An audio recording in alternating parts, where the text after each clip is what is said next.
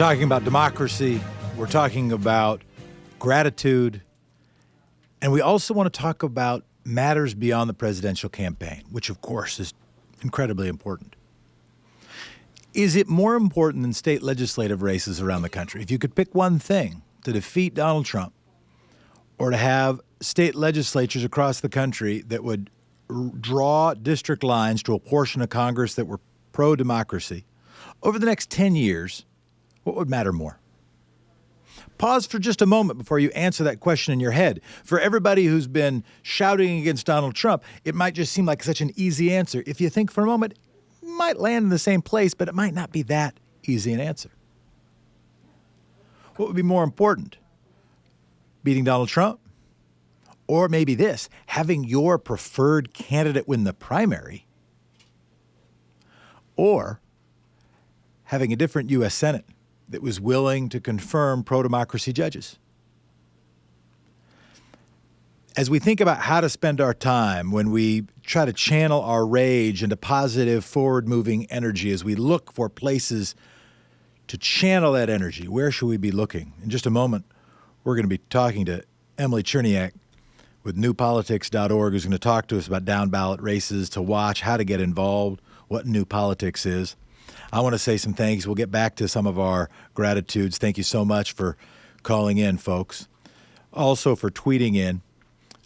Crash Modem tweeted in saying, I'm thankful we have the OJ verdict to point to every time the Stable Geniuses supporters try to say that he was exonerated. It is true. The Ta-Nehisi Coates hypothesis or thesis statement, I'll say, is that Donald Trump is the first white president. Now, of course, we've had other presidents who were white, but he was the first president, according to Coates' argument, who was elected based on identified white identity in response to Barack Obama being the first black president. They now have their OJ verdict, is at least Crash Modem's case.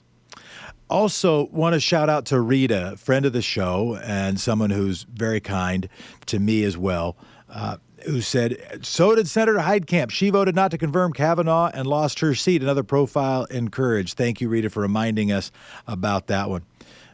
You can tweet in at Thom_Hartmann, or you can tweet at me at Jefferson D. Smith on the Twitters. Also, by the way, I did tweet, I even pinned the long-form interview I did with Tom on the personhood of corporations, the debate, the historical backdrop of corporate personhood. You can find the Democracy Nerd podcast on that.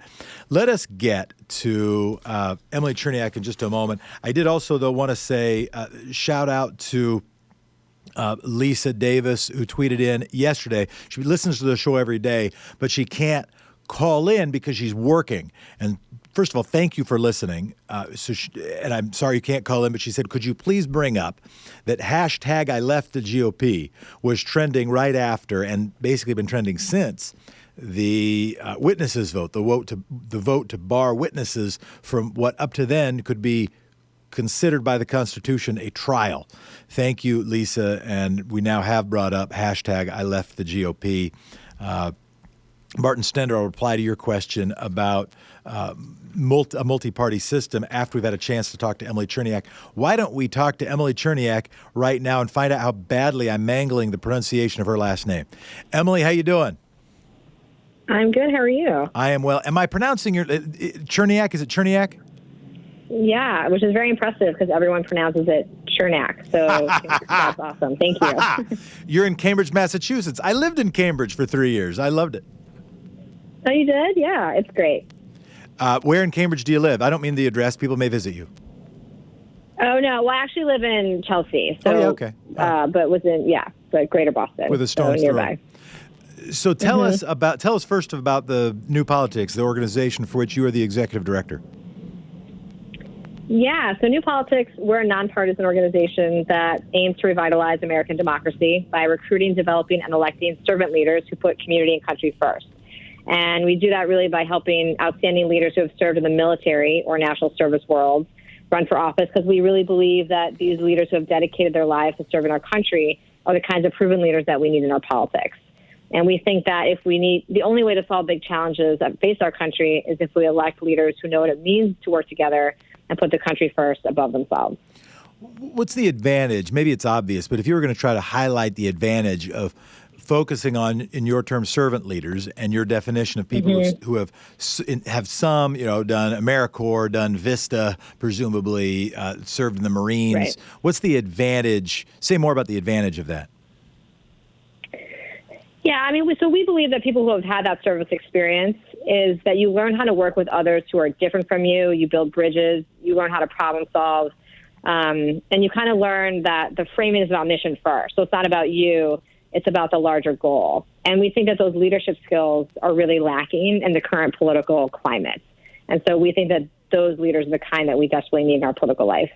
Should we have a required year of national service? I think looking at our history, we don't really do well when there's a draft or sort of a mandatory service. I think that it should be an expectation and that we should make it something that everyone just normalizes and does. Every young person should say, where do I serve? And I think that would fundamentally transform our country if we had that ethos of service more broadly throughout. One of the reasons this is Thank You Thursday. One of the reasons I appreciate your work is that so many of us train so much of our attention. I as well train our attention on presidential politics and whatever cable news is focused upon. I mean, heck, just this week, since the Super Bowl, we had on Monday we had Iowa, on Tuesday we had the State of the Union, on Wednesday we had the impeachment vote. Tomorrow is the Democratic debate in New Hampshire. Today, Thursday, is Thank You Thursday in the wake of the impeachment vote. But people then look, well, what should I do? I guess I'll click and give a few dollars to Elizabeth Warren or the candidate of my choice, or maybe I can go caucus in Iowa for Pete Buttigieg or Bernie Sanders. But there are so many other ways to get involved where you might have more of a delta than you're going to have on a presidential campaign. What are some of the, so I appreciate you, what are some of the down ballot races you're paying attention to? Yeah, and I think that's right. We think that the important work is done not only at the congressional level, but also in the state legislature, city council, mayors. I mean, you yourself served in the state legislature, so you understand how important the work is there. And so for us, I mean, we were really excited that we helped elect Pat Ryan, who became county executive in upstate New York. Pat had run for Congress last cycle, had lost the primary, but really was excited to take on this role where he is now in charge of a $300 million budget, so it's a real job that he's doing at this local level. Yeah. We really loved David Miles. We helped elect in Rockville, Maryland for city council at large. We have some really amazing state rep candidates. James Talarico in Texas 52nd House District. He's a superstar. He did Teach for America, and he's been really leading the work on education in the State House. Representative Joe Tate, who you may have known from, he played football, but is an incredible state rep who is just, doing a lot of cool work around bridging people together in Michigan.